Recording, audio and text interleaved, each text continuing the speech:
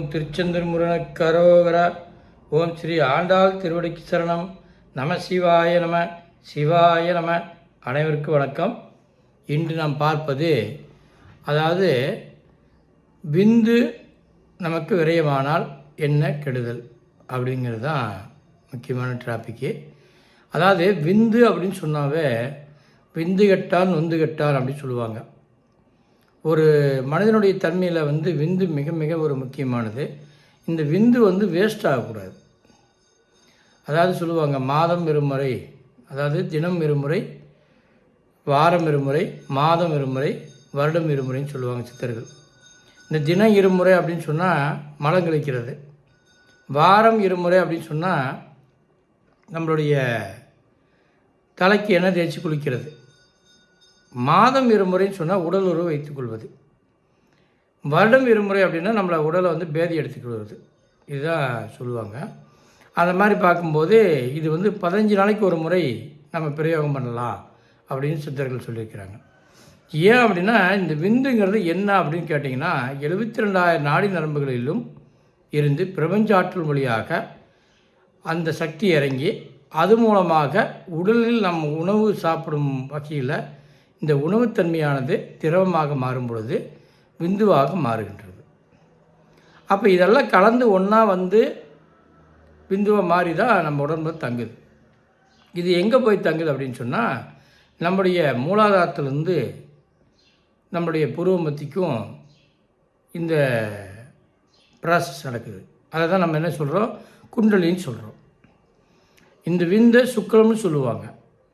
அப்போ இந்த விந்து பயன்படுத்துகிறத பேஸ் பண்ணும்போது என்ன ஆகும் அப்படின்னா, நம்ம சிற்றின்பம் அப்படின்னு சொல்கிறோம். இந்த சிற்றின்பத்தினால் பயன்படுத்தும் பொழுது நமக்குள் சக்திகளை, அபார சக்திகளை உள்வாங்க முடியாது.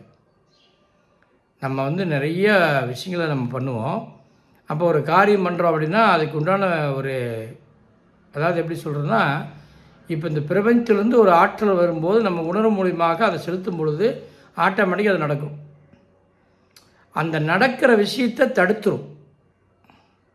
ஏன் தடுக்கும் அப்படின்னா, இந்த விந்து இருந்தால் தான், உடலில் நிறைஞ்சிருந்தால் தான் அந்த காம உணர்வு மூலியமாக இந்த உணர்வுத்தன்மையை வேகப்படுத்தும், இல்லை வேகப்படுத்தாது. அப்போ இதனால் வேறு ஏதாவது விஷயம் இருக்குது அப்படின்னு கேட்டால் நிச்சயமாக இருக்குது. இந்த விந்துவை பயன்படுத்தி அனல் காற்றாக மாற்றி அந்த அனற்காற்றை அனல் ஒளியாக மாற்றும் பொழுது தான் நம்ம குண்டலின்னு சொல்கிறோம். அப்போ இந்த குண்டலினி சக்தியினால தான் நம்மளுடைய உடல் இயங்குகின்றது. இந்த குண்டலினி பிரபஞ்சத்துக்கு நமக்கும் தொடர்புள்ள போயிட்டுருக்குது. ஆனால் அதை சரிவர நம்மளே நம்முடைய உணர்வு மூலமாக தெரிந்து கொண்டு நாம் அதை பிரயோகம் பண்ணும்போது தான் நமக்கு தேவையான விஷயங்களை எல்லாமே உருவாக்க முடியும். இல்லை அப்படின்னா அதுபடி தான் அது நடக்கும். இதுதான் சொல்லுவோம், நாணம்னு சொல்லுவோம். அப்போ பீனியல் சுரப்பி அப்படின்னு சொல்லக்கூடியது இந்த இடத்துல இருக்குது. அது மூலியமாக தான் நமக்கு நாணம் தெரியக்கூடிய தன்மை ஏற்படும். நாணம்னா பேரறிவு ஆற்றல் அப்படின்னு சொல்கிறது தான், வேறு ஒன்றும் இல்லை. நல்ல அறிவு தெளிவாக இருக்கும். நமக்கு என்ன வேணுங்கிறது அது தோணும், உணர்வு மூலிமா காட்டும். அப்போ அது மூலிமா நம்ம செய்கிறது தான் நாணம். அவ்வளோ பெரிய பேரானந்தம் அடைஞ்சு நமக்கு அந்த சந்தோஷத்தை கொடுக்கக்கூடியது இந்த விந்து தான். உடல் முழுவதும் அப்படி ஒரு சந்தோஷத்தை கொடுக்கும். இது நிறைஞ்சிருந்து இந்த இன்பத்தினால் தியானம் செய்யும் பொழுது மிகப்பெரிய ஆற்றலை நமக்கு கொடுக்கும். அப்போ நம்ம இந்த பயன்படுத்தலாமா அப்படின்னா நிச்சயமாக பயன்படுத்தலாம். அதை எப்படி பயன்படுத்துறதுக்கு ஒரு வரையறுக்கும் முறை இருக்குது. அதாவது ஒரு 15 நாளைக்கு ஒரு முறை நம்ம பயன்படுத்திக்கிட்டால் தவறு கிடையாது. தினந்தோறும் நம்மளுடைய பழக்க வழக்கத்தில் நம்ம வச்சுக்கிட்டோம் அப்படின்னா அப்போ உடலும் சீர்கேடாகும். அது மட்டும் இல்லாமல் நமக்கு தேவையான சக்திகள் எல்லாமே கிடைக்காம போயிடும். சரி, எனக்கு அடிக்கடி உணர்வு மூலிமா வருதே போயிடுச்சு அப்படின்னா அது போகுது, அது பிரச்சனை இல்லை, அது ஆட்டோமேட்டிக்காக நின்றுடும். அதாவது நம்மளுடைய எண்ணங்கள் எப்படி சிதற கிடக்குதோ அதுக்கு தகுந்த மாதிரி அதை வேலை செய்யும். அப்போ எண்ணங்களை ஒழுங்கு பண்ணாவே நம்மளுடைய விந்து கட்டாயப்படுத்தலாம். ஆனால் எல்லாருக்கும் விந்து கட்டுப்படுத்த முடியுமா அப்படின்னு கேட்டால் நிச்சயமாக முடியாது. ஏன்னா அந்த காலத்தில் நம்ம போகர் சித்தரையா விந்து அடைக்கி தான் மிகப்பெரிய சக்தியை பண்ணார். அதனால தான் அவருக்கு போகர்னு பேர் வந்தது. அது மாதிரி நாமளும் அடைக்கிறோமா அப்படின்னா அதுக்கு அவரே தம்பனம் வச்சு தான் அடைக்கினார். அப்போ எல்லோரும் பிரம்மச்சாரி அப்படின்னா கிடையவே கிடையாது. பிரம்மச்சாரிங்கிற ஒரு விஷயத்த நம்ம விந்து தானாக நிறுத்தலாம் யாராலையும் முடியாது. தம்பனமோ ஏதாவது ஒரு மூலிகையோ ஏதாவது ஒன்று வாயில் வச்சு நம்ம பிரயோகம் பண்ணும்போது தான் விந்து வந்து கட்டுப்படுத்த முடியும். விந்தை கட்டுப்படுத்துறதுனால தவறா ரைட் அப்படின்னா நிச்சயமாக தவறு. விந்துவை கட்டுப்படுத்துகிற முறைகள் தெரியாமல் நம்ம கட்டுப்படுத்தக்கூடாது. இந்த உடல் இயற்கையானது, இந்த இயற்கை எப்படி இருக்கின்றதோ அதுபோல தான் நம்ம நடந்து கொள்ள வேண்டும். இந்த இயற்கையோடு இயற்கையாக நம்ம இணைஞ்சு நம்ம செய்யும்போது, இந்த பயிற்சி கிரியாவை எடுக்கும் பொழுது மிகப்பெரிய ஆற்றலும் பேரானந்தமும் கிடைக்கும் நமக்கு.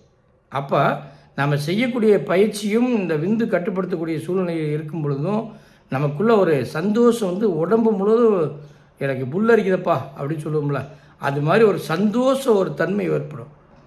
அப்படி ஆகும்போது இந்த உடலில் அனைத்து விதமான நோய்கள் குணமாகும், நோய்கள் வராத எதிர்ப்பு சக்தி கூடுதலாகும். அப்போ நம்ம என்ன நினைக்கிறோமோ அதை ஈஸியாக நம்மளால் செய்ய முடியும். அப்போ எந்த காரியத்தை எடுத்துட்டாலும் நம்மளால் ஒரு சில விஷயங்களை ஈஸியாக அது சரி பண்ண முடியும். அப்போ விந்துனால என்ன பிரச்சனை இருக்குது அப்படின்னு கேட்டிங்கன்னா, திருமணமான தம்பதியில் பார்த்திங்கன்னா உடனே அங்கே வீட்டுக்கு இங்கே வீட்டுக்கும் கூப்பிடுவாங்க. ஏன் கூப்பிட்றாங்கன்னா, அவங்க வந்து அந்த விந்து நஷ்டமாகறதுனால அவங்களுக்குள்ள ஒரு மனச்சஞ்சலங்கள் வரக்கூடாதுங்கிறதுக்காக அவங்கள சந்தோஷப்படுத்தி உணவுகளை வந்து அதுக்கு தகுந்த மாதிரி விந்து நிறைய ஊறுற மாதிரி உணவுகளை கொடுப்பாங்க. அப்போ அதை கொடுத்துட்டு வரும்போது அவங்களுக்குள்ள பிரச்சனைகள் இல்லாமல் போயிட்டே இருக்கும். ஒரு குறிப்பிட்ட நாளைக்கு மேலே அவங்க தொடர்ந்து இருக்க ஆரம்பித்தாங்க அப்படின்னா அவங்களுக்குள்ளே பிரச்சனை ஆரம்பித்து சண்டையில் வர ஆரம்பிச்சிடும். அதெல்லாம் சொல்லுவாங்க, விந்து கெட்டால் மனம் நொந்து போகும்பாங்க. அப்போ மனம் நொந்து வச்சுன்னா பிரச்சனை வர ஆரம்பிச்சிடும். அதெல்லாம் ஒரு மனிதனுக்கு மிக மிக தேகத்தில் தேவையானது விந்து. இந்த விந்துவை காமத்தினுடைய அடிப்படையில் இருக்கின்றதுனால இதை எக்கார்ந்து கொண்டும் தேவையில்லாத விநியோகம் பயன்படுத்துவது குற்றம். அதனால் இதை நல்ல முறையில் பயன்படுத்தி நம்ம வந்து உடலை பேணி காத்து பேராற்றலோட அறிவோட சந்தோஷமாக மகிழ்ச்சியாக இந்த உலகத்தில் நம்ம நினைக்கிறதெல்லாம் சாதிக்கணும். நிறைய சாதிக்கணும் வந்துருக்கிறோம். எத்தனையோ சாதனைகளாக படைக்கணும்னு நம்ம நினைக்கிறோம். நமக்கு அதுக்கு தகுந்த அறிவு எட்டணும். அப்போ அந்த அறிவு எட்டணும், நான் பெரிய வளர்ச்சி ஆகணும், நான் உயர் மட்டத்துக்கு போகணும், நான் வந்து நிறைய சம்பாதிக்கணும், நான் தொழிலில் பெரிய ஆளாகணும், என்னுடைய உடல் ஆரோக்கியமாக இருக்கணும், நான் நினச்சதெல்லாம் சாதிச்சிட்டேன் அப்படின்னு சொல்கிற அளவுக்கு ஒரு சந்தோஷப்படக்கூடிய அளவுக்கு எல்லா விதமான விஷயங்களுக்கும் இது மிக மிக முக்கியமானது. அதில் ஒவ்வொருவரும் நம்ம இந்த விந்துவை கட்டுப்படுத்துறது அப்படிங்கிறது சர்வசாரமாக நம்ம நினைக்கக்கூடாது. அதை தேவையில்லாதையும் பயன்படுத்தக்கூடாது. முடிஞ்ச வரைக்கும் 15 நாளைக்கு ஒரு முறை அது தானாக வெளியேறும். அந்த வெளியேறும் விந்துவை நாம் பயன்படுத்தும் பொழுது நம்ம உடலும் ஆரோக்கியமாக இருக்கும், உடலும் அற்புதமாக மாறும். இதுக்காக நீங்கள் பெருசாக ஆராய்ச்சியெல்லாம் பண்ண வேண்டாம். சர்வசாரமாக ஒரு சிம்பிளாக ஒரு விஷயம் என்னென்னா, நம்ம விந்தை காப்பாற்றணும், நம்ம உடலை ஆரோக்கியமாக வச்சுக்கணும், நம்ம நினைக்கிறதெல்லாம் சாதிக்கலாம், இன்னும் நிறைய விஷயங்களை செய்யலாம், எதை வேணாலும் சாதிக்கலாம். அவ்வளோ பெரிய ரகசியங்கள், தியானத்தில் உச்சக்கட்டத்தை அடையக்கூடிய மிகப்பெரிய ரகசியமே இந்த விந்து தான். ஆண்மை அப்படின்னு சொல்கிறது ஆன்மீகம். அந்த ஆண்மையை அடக்கி அதை மிகப்பெரிய ஆற்றலாக மாற்றும் பொழுது அது ஆன்மீகமாக மாறுகிறது. அதனால் ஆன்மீகம் அப்படின்னு சொல்லக்கூடியதுக்கு மிக உகந்ததே நம்மளுடைய உடல் இருக்கக்கூடிய மிகப்பெரிய தேவ அமுதம் அப்படின்னு தான் சொல்லுவாங்க. இந்த அமுதத்தை எக்காது உண்டு நம் ருசிக்கணும். எப்படி ருசிக்கணும்? நம்ம பயிற்சி பண்ணும்போது அது உடல் முழுவதும் பரவி பேரானது ஆற்றலோடு அந்த அமுதமாக வந்து நமக்கு சுருக்கும் தொண்டியில். அப்போ சுருக்கும்போது ஒரு சந்தோஷம் வரும். அப்பா அவ்வளோ சந்தோஷமாக இனிக்குதே தேன் மாதிரி அப்படின்னு சொல்லுவோம். அதனுடைய உணர்வுத்தன்மை தான் நடக்கிற விஷயம். அதனால் தியானம் செய்ய செய்ய நமக்குள்ள மிகப்பெரிய ஆற்றல் கிடைக்கும். நம்மளுடைய வாழ்க்கையில் வந்து நீங்கள் நினைக்க முடியாதெல்லாம் சாதிக்க முடியும். அவ்வளோ பெரிய அறிவு பிறக்கும். நம்மளுடைய உடல் ஆரோக்கியமாக இருக்கும். நம்மளை ஒவ்வொரு விஷயத்துலேயும் நம்ம நினச்சி நிதானித்து செய்வோம்.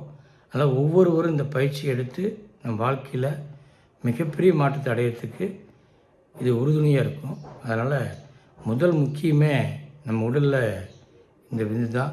இந்த விந்துவை நல்லா பாதுகாப்பு செய்து நம்ம உடலை ஆரோக்கியமாக வைத்துக்கொண்டு உணவுகளை வந்து முதல்ல கட்டுமானத்துக்கு வரணும். நம்ம சாப்பிட்ற உணவு அளவோடு இருக்கணும். அளவுக்கு மிஞ்சி சாப்பிட்டா அமிர்தம் கூட விஷம்னு சொல்லுவாங்க. அந்த மாதிரி அந்த அளவுக்கு மிஞ்சி சாப்பிட்றத தவிர்த்துட்டு நமக்கு இப்படி தான் இருக்கணும், இப்படி தான் பண்ணணும், இந்த மாதிரி தான் சாப்பிட்ணும் அப்படிங்கிற ஒரு கட்டாயத்துக்கும் கடமைக்கும் வந்துடணும். வந்துட்டீங்க அப்படின்னாவே நீங்கள் பெரிய ஆள். அளவில்லாமல் சாப்பிட்டு நான் என்ன வேணால் பண்ணுறேன்னா நிச்சயமாக எதுவுமே பண்ண முடியாது. உலகத்தில் சாதிக்கணும், சிந்தனையோடு இருக்கணும், சுறுசுறுப்பாக இருக்கணும், எது வேணாலும் நாம் ஜெயிக்கணும் அப்படின்னு நினச்சா அளவு சாப்பாடு, அது ஒரு நாளைக்கு 2 முறை சாப்பிட்றது ரொம்ப ரொம்ப விசேஷம். உடல் ஆரோக்கியமாக இருக்கும். அதே மாதிரி பிந்துவை பாதுகாப்பு வைக்கணும். நம்முடைய ஆசைகளை தவிர்க்கணும்.